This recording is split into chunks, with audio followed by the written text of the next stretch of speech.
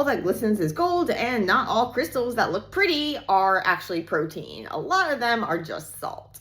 Salt is the bane of a protein crystallographer's existence. We spend all this time and energy trying to get crystals of our protein that then we can shine X-ray lights at them. The X-rays interact with the molecules in the crystal, generating this diffraction pattern of spots that then we work backwards from in order to figure out the structure of the protein. This relies on the crystal that you're shooting X-rays at actually being a crystal of your protein. Unfortunately, sometimes the crystal that you think is protein is actually just salt. So how do you go about determining whether that crystal is salt or whether it's actually protein, or maybe it's not even a crystal after all, it's just a piece of lint. So you want to be really careful about keeping your cover slides and things clean when you are doing crystallography. But let's get back to thinking about salt versus protein, because this is one of the biggest issues that comes up in crystallography, because we're often using high salt concentrations in our cocktails. So basically the solutions that we use to try to get the proteins to crystallize, they often contain high concentrations of salts that then these salts can actually crystallize on their own, and that can cause problems. So if you think about like beach water drying out and stuff, and then you get all those salt crystals. Similarly, when we're doing X-ray crystallography, when we're trying to get crystals of proteins, we often use like vapor diffusion methods where we have high salt concentrations, and then we're kind of, the water's evaporating out, and now voila, not only can protein crystals form, but so can salt crystals. So we want to tell these apart before we go and try to optimize around the conditions to get beautiful salt crystals, when really what we want is beautiful protein crystals. And I say beautiful, but they don't really need to be beautiful. The data from them needs to be beautiful, but it's nice if they're pretty. But remember that pretty is not necessarily pretty data. So how do you determine whether a crystal is salt or whether it's protein? I will direct you to some really great resources. So like Hampton has a really great guide on this and things, and various tips and tricks you can use if you're growing crystals in-house and you want to see whether those crystals are protein or salt. You can take advantage of the fact that protein crystals are largely solvent. So about like 40% or so of a protein crystal is actually water. The molecules in the protein, so they've got like kind of these channels and stuff flowing through the protein, and then you only have these sparse contacts between the different protein copies in the crystal. So they're all orderly arranged, but they're just making these sparse contacts, and the crystal itself is mostly water, or largely water, so about half or so, and therefore it's going to be kind of soft and squishy. It's going to crumble if you kind of try to squish it.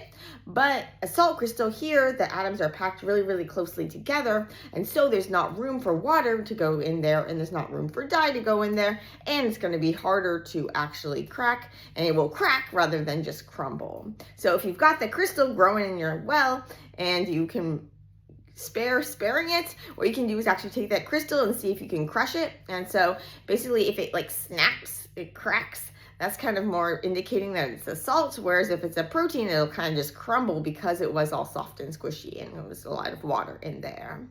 Not only can water get in those channels, but so can dye molecules. So you can use dye molecules, take a little bit of your crystal solution and put it on like a slide, and then put some dye molecule on there and see if the dye seeps into the crystals and colors the crystals.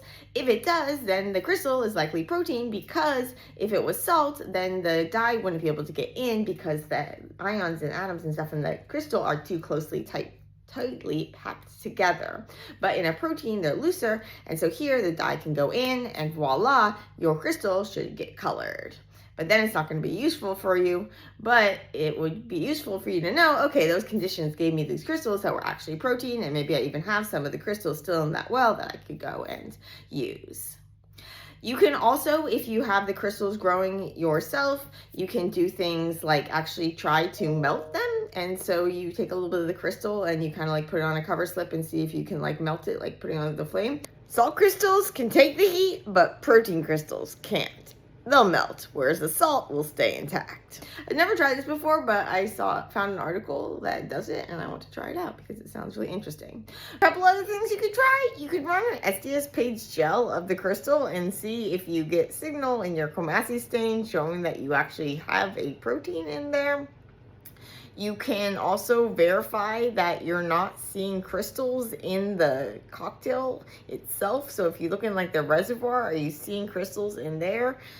even though you don't have protein in there. And also what you could do is set up like a control drop where you have the buffer that your protein is in combined with the cocktail solution, just like you were making with your protein drops, except this case it doesn't have protein in there. So then you can kind of say, okay, well, maybe it is the salt that's actually in my protein buffer, not a salt that's in the cocktail, because that is another place you can get problems, and why it's best if your protein is in like a really, really, really minimal buffer, the minimal that your protein needs in order to be stable before you go and mix it with the cocktail. You don't want there to be things in there like phosphates often that can then go and cause these artifacts because they're salt. But by doing that control drop, then you'll be able to see, okay, well, you're actually getting salt crystals because you're getting crystals even when there's not protein in there. Not good. But you also want to check the reservoir, make sure that there's not just salt crystals that form in there. That's simpler. You don't have to set up the control drops, but the control drops are great if there is salt in your protein buffer. You can also try dehydrating the crystal, so basically take it out of solution. Because there was so much of that water in the crystal of a protein, the crystal will now kind of like get dehydrated. Whereas with the salt crystal, there wasn't water in there, so it's not gonna dry out. But all these are kind of like destroying your crystal, whereas there are also methods that you can use in order to see if a crystal is salt or if a crystal is protein without actually having to go and destroy the crystal. These are typically, though, going to require some sort of fancy equipment, things like UV fluorescence, UV absorption, birefringence, various things like this. And so if you send your sample to a facility, they might have those equipment on hand because they're typically using like these fancy microscopes in order to image the plates. So for example, we sent a sample of our protein to the National Crystallization Center, and they do a giant screen of like 1,500 something different conditions, different cocktails to see which of these might coax our protein into crystallizing. Now, there's a lot of false hits along with all of those kind of real leads that you might get. The real leads are great because then you can go and take these leads and kind of optimize around them. They test out so many different conditions.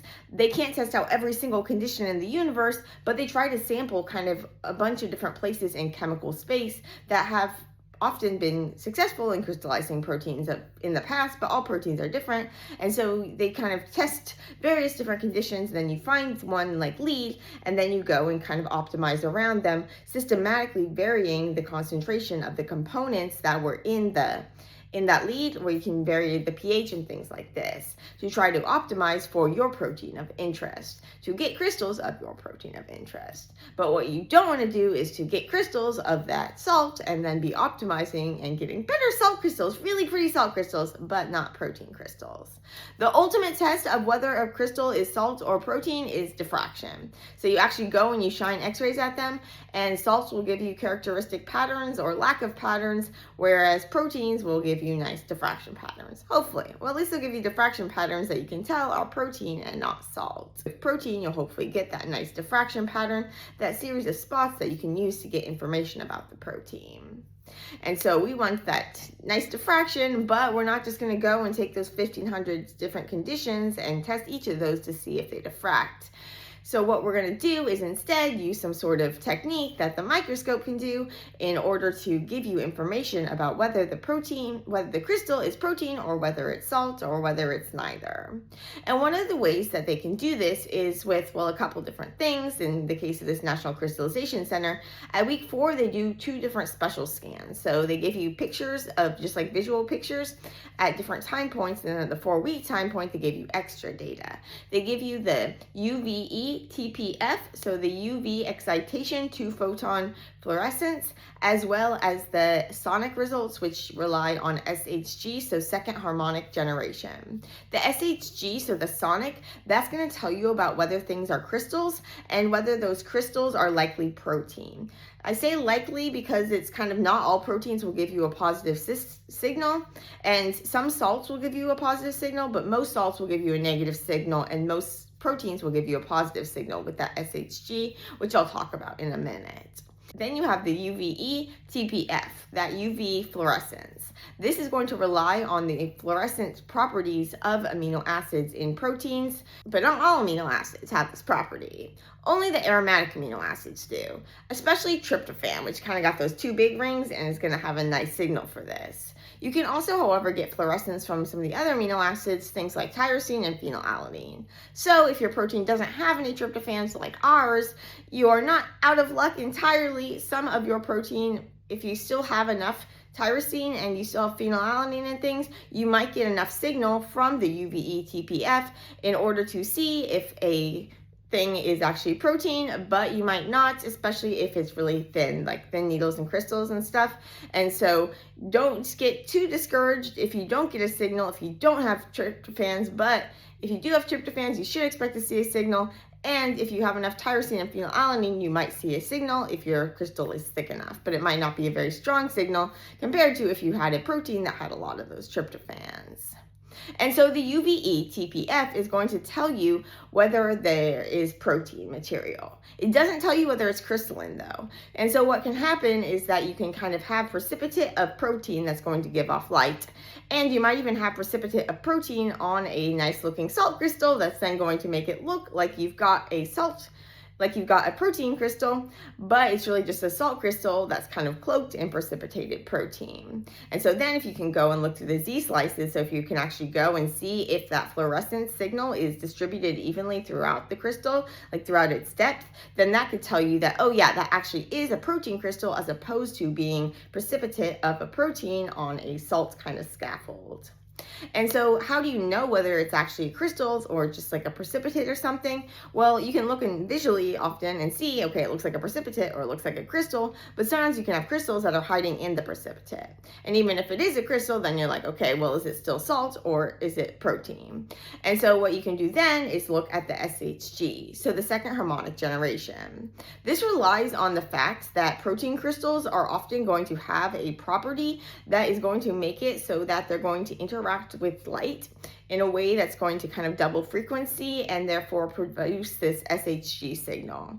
I'm not a physicist, I'm not going to try to go into the physics, but it comes down to the fact that proteins are made up of chiral molecules, so kind of like the amino acids have kind of right and left hands, and we have all one version of it, and so the protein is going to have this chirality that's then going to make it so that it has this signal effect that will then make your protein crystals kind of show up on the light.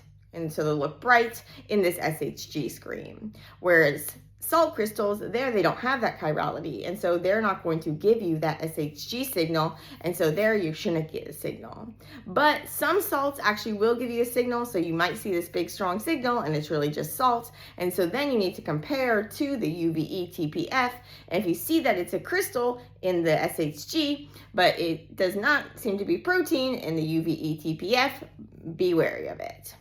If you see, however, that it is a protein based on the UVE TPF, but you don't see a signal in the SHG, don't be discouraged. Only 80% or so of protein crystals will actually be in a sort of geometry that's going to allow for the SHG signal. So not all proteins crystals will give you that SHG plus signal, and some salts will give you that SHG signal. Also, some salts will give you false UV fluorescence results, as well as various like artifacts. And so often you'll get kind of like specks and things, fibers, little bits of glass, I don't know, various weird things that can give you these kind of UV signals. So you want to go look at day 0 before there was even protein in the drop and see if there were hairs and things that might be giving you that false signal. Ideally, what you want is you've got a positive signal in that SHG channel and you've got a positive signal in that UVE TPF channel, and you get this nice looking crystal, and that is a condition that you want to go and optimize around.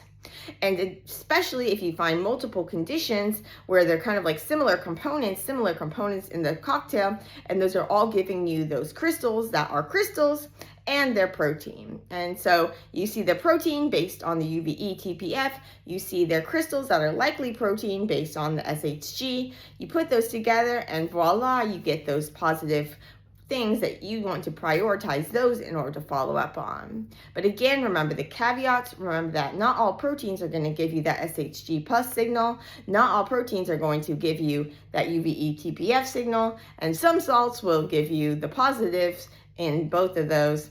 And some artifacts will give you positives too. And so then you need to go and kind of look at the visual images, see what's in the cocktail, if there are things like phosphates, if there are things like really high salt concentrations, be suspicious of those.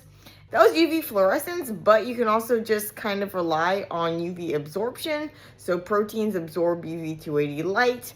Again, thanks to those aromatic amino acids. So if you have an imager where you can go and you can look at the UV absorption, that can then tell you that, oh yeah, that crystal is protein, or that crystal is not protein. And also then when you have these crystals growing at home, go ahead and do those tests like the dyes, like trying to crush it, like trying to melt it, all these things that you can have at your disposal when you've got those crystals on hand versus just relying on the data that comes in at you, but try to make the most of that data that's coming in at you before you go and order the reagents in order to optimize the crystals. Thankfully, we got crystals that are protein, and so although our protein doesn't have tryptophans, it does have tyrosines, and so it was enough that we could actually see signals in this UVE TPF. And although a lot of the things were probably salt, and a lot of the crystals that we had were actually kind of like too thin to give a signal, and so we can't really tell, we did get enough of those kind of nice big blocky crystals that we can then go and try to reproduce those. And we actually have been reproducing them, and so we're getting really great promising leads that we are going to optimize with testing in-house too, that they are actually protein as we're going and optimizing.